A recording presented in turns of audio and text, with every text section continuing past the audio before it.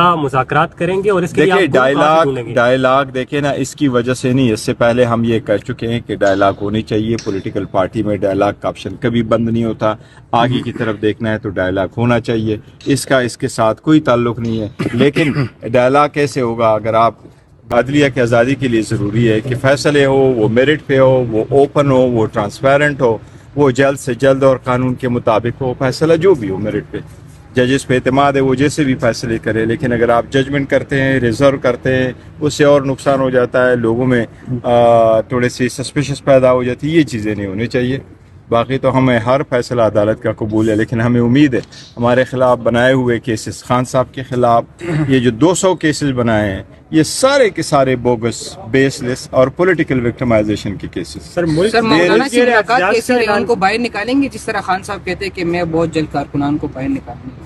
دیکھیں، خان صاحب نے مجھے کہا تھا، میں اناؤنس کر چکا ہوں اور ہم نے الٹیمیٹم دے دیا ہے. اور وہ الٹیمیٹم یہ ہے کہ اگر ہمارے خلاف جس قسم کے اٹیکس ہو رہے ہیں، اگر یہ اٹیکس نہیں رکتے اور ہم تو آگے بڑھنے کی طرف جا رہے ہیں، اور ہم تو کہہ رہے ہیں جتنا ہم نے برداشت کرنا تھا برداشت بھی کر لیا، اس کے باوجود اگر ہمارے خلاف اٹیک نہیں رک رہے، اور وہ رؤوف حسن صاحب جیسے بندے پہ آپ اس کی عمر کو دیکھیں، ان کی کارکردگی کو دیکھیں، اگر آپ اس کے گلے پہ چوری چلا رہے ہیں تو اس کا مطلب ہے you can go to an extend. Rana Sanaullah صاحب کہہ رہے ہیں کہ اگر بات یہاں تک پہنچ گئی ہے تو پی ٹی آئی والوں کو مذاکرات کرنے چاہیے. تو کیا مذاکرات کریں گے؟ اور اس کے لیے ڈائلاگ دیکھیں نا، اس کی وجہ سے نہیں، اس سے پہلے ہم یہ کہہ چکے ہیں کہ ڈائلاگ ہونی چاہیے. پولیٹیکل پارٹی میں ڈائلاگ کا آپشن کبھی بند نہیں ہوتا. آگے کی طرف دیکھنا ہے تو ڈائلاگ ہونا چاہیے. اس کے ساتھ کوئی تعلق نہیں ہے. لیکن ڈائلاگ کیسے ہوگا؟ اگر آپ گلے بھی کاٹے تو ڈائلاگ بھی ہو. سر یہ ڈائلاگ کی بات نون لیگ کے سوال کے حوالے سے آپ نے کی، یہ آپ کس کو کہہ رہے ہیں، نون لیگ کو یا ملٹری اسٹیبلشمنٹ؟ دیکھیں، ڈائلاگ جب ہوگی نا، وہ ایک کے ساتھ ہو، دو کے ساتھ ہو. ہم تو پہلے دن سے کرتے ہیں کہ ڈائلاگ ہونے چاہیے، لیکن ہم تو پوائنٹ آؤٹ کر چاہے 3 پارٹیز کی جی وہ اس کے ساتھ ہمارا تو کی بات چیت نہیں ہو رہی. اس کی ریزن یہی ہے کہ ہمارے پاس ہم سے مینڈیٹ لے چکے. لیکن یہ ایک بات ضرور ہے کہ دیکھیں، ملک کو اگر آپ نے لے کے جانا ہے، قوم کو آگے لے کے جانا ہے، تو کہیں اس کا کوئی حل نکالنا ہے. تو آپ نے جتنا جو کچھ کرنا تھا، 200 کیسز جعلی بنا کے تو کچھ حاصل نہیں کر سکے.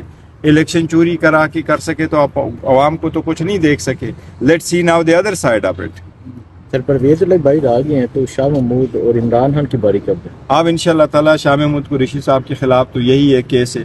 آج دیکھتے ہیں کہ جی سائفر کیس میں کیا ہوتا ہے. سائفر کے کیس میں جو ہوا اس کا ایک بہت بڑا امپیکٹ ہوگا، خان صاحب کی کیس کا بھی. لیکن شاہ محمود قریشی صاحب کے خلاف یہ آخری کیس ہے. انلیس اس کو دوبارہ کسی اور کیس میں ڈال دے تو یہ آخری کیس ہے. شاہ محمود قریشی صاحب سے بھی آؤٹ سون. اگر ابھی فیصلہ آ گیا تو شام کو آؤٹ ہوں گے. خان صاحب نے چھپی ہوئی قیادت کو باہر نکلنے کا کہہ دیا ہے، تو مراد سعید کب تک باہر نکلیں گے؟ کہاں چھپے ہوئے ہیں؟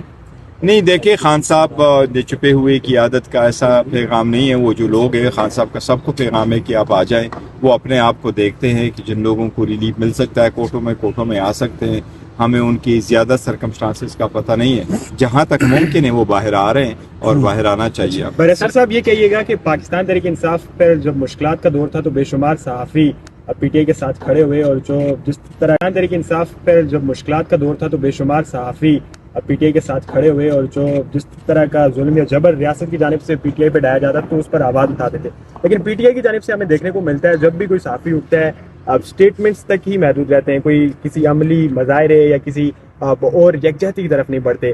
احمد فرحاد آج کل اغوا ہیں، بڑی کھل کی آواز اٹھاتے رہے ہیں آپ کے لیے، آپ کی جماعت کے لیے.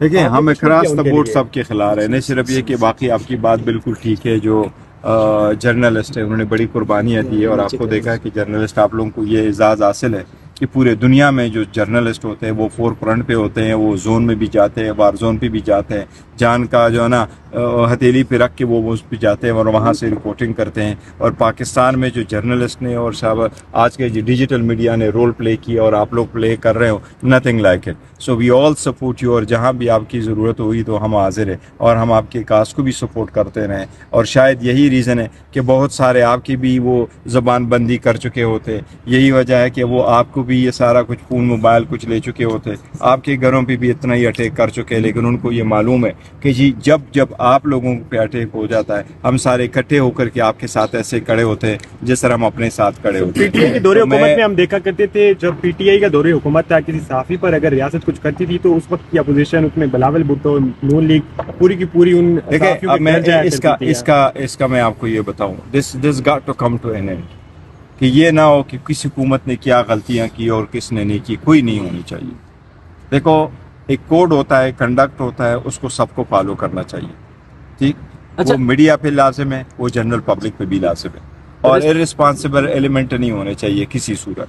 लेकिन आज़ाद जो प्रेस है, ये दुनिया में माना हुआ वाहिद राइट है कि ये हर मुल्क के आईन में मौजूद है।